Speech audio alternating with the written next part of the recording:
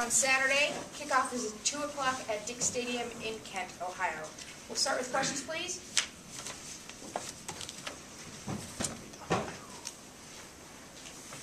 Coach, you got the top defense in the total defense in the league, and against the rush in the nation. I just wanted you to speak to contending with that kind of opposition. Just very impressed with both their scheme, their energy, and their deployment of their personnel on defense.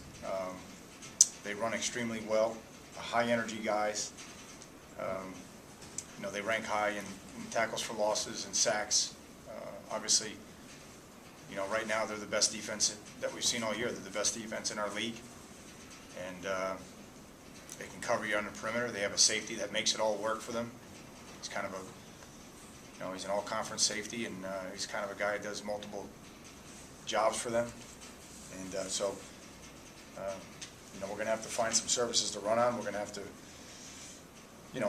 do some things offensively to try to make them, a little bit uncomfortable. But it doesn't matter whether it's BC or Penn State or anybody in the league. They do a tremendous job on defense, and they're keeping points down. And I'm very impressed with their personnel, and you could see it coming for the last couple of years. You could see this developing, so not surprised. What has Mike brought to the offense in the 2 weeks that he's played, or what have you seen? I see what I see what you guys see. What you guys see that maybe we have,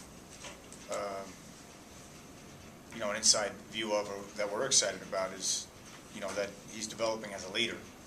He's developing as a person. He's growing in the role, and has been for 4 or 5 weeks now, even before he was named the starter. So I think the things that he's doing on the field, clearly his catch and run balls right now, his short throws are balls that guys are catching and running with. They're very, very good touch balls that he's throwing right now, and guys are able to catch him and make excellent yards after the catch, which is critical. I think he's playing with exceptional poise. He's very calm right now. He's making good decisions. And he's over 60%. We'd like to get 3 or 4 more completions a game, but again, that's tight ends, that's wide receivers, that's quarterback, and that's O-line. It's not just Mike, but certainly he's come on and done some good things, and he's moved the ball, and he's throwing the ball nicely on the run as well. So very pleased with his performance and his development right now. Is that sometimes, Dale, for whatever reason, maybe a team or offense just needs something?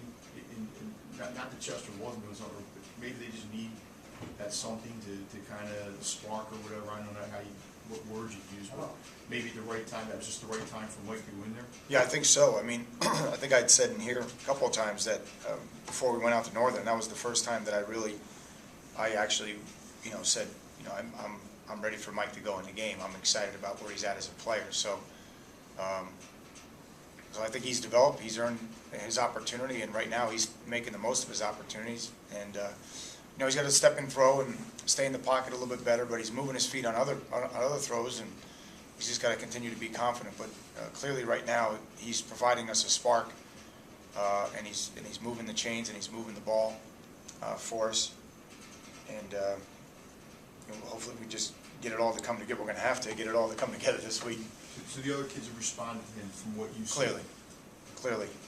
Not that they were irresponsive to Chester. It's just that right now Mike's got a little poise about him. Mike's got a little, there's a little something about him right now that he's making plays and converting when we need it to be converted.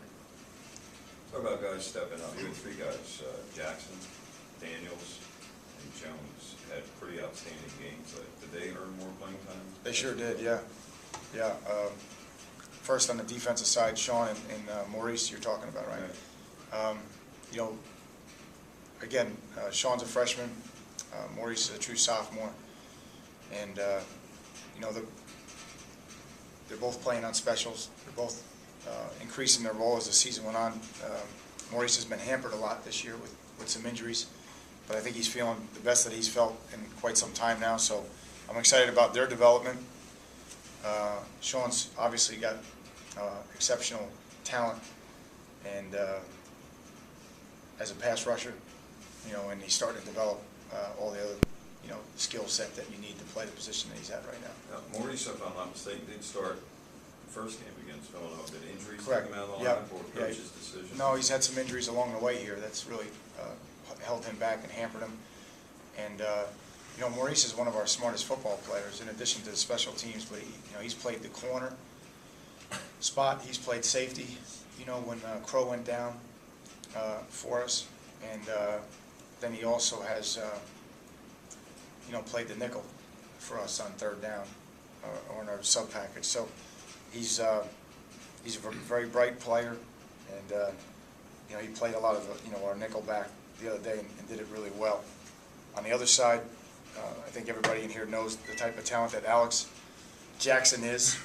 At 250 pounds, to be able to run like he runs, and I think he's starting to play with more poise and being comfortable. Again, a redshirt freshman. So I'm excited. I'm encouraged by their development, and Wyatt Benson and a couple other guys that have come on and are ready to help this team, and it's going to be an interesting stretch run. Has Wyatt replaced, for want of a better term, Evan Rodriguez? No, because I think Evan's got fight. I think Evan's going to fight back. I think Evan's a competitor. I think he would be the first to tell you that he hadn't been playing as well as he needed to play. And again, for me, it's never about just flat out about performance. It's about your preparation, your focus, the effort that you give, those types of things. And that wasn't where it needed to be. And certainly, if I didn't get his attention, I think Alex Jackson and Wyatt Benson got his attention.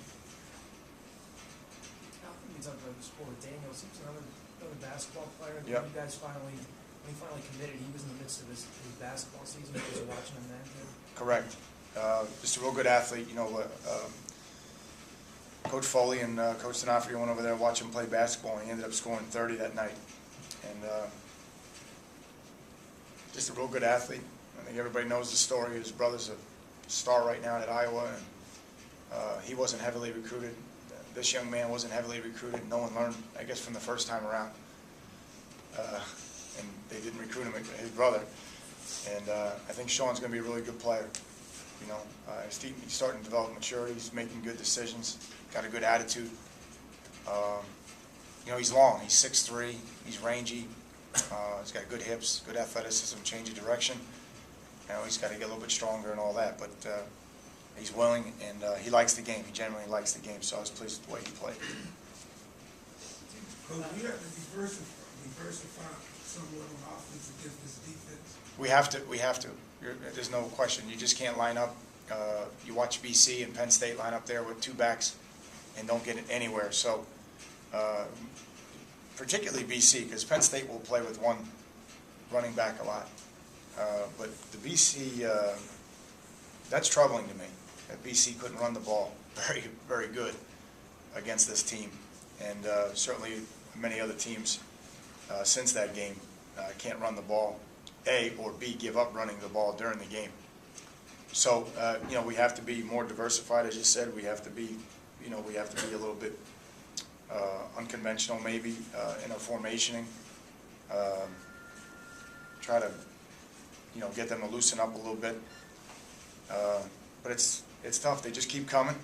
And as I said, all the credit goes to Coach Martin. They're well coached.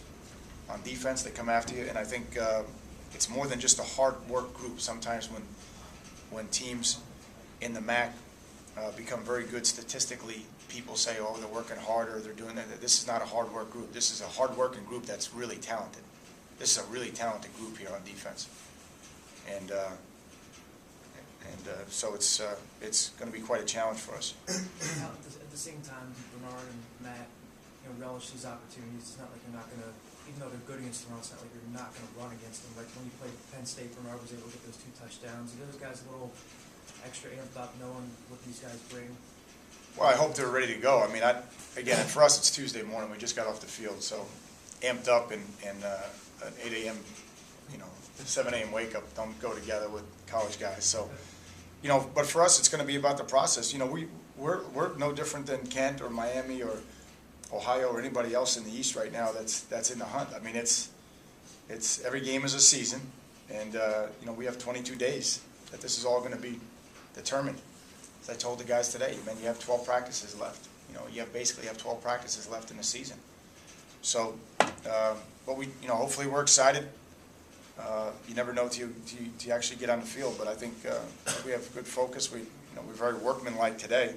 We're going to need a lot of energy to match their energy, and obviously they took it to us last time we went out there, and I know they're rallying the crowd and doing all that, getting everybody going. So it's a big game for everybody.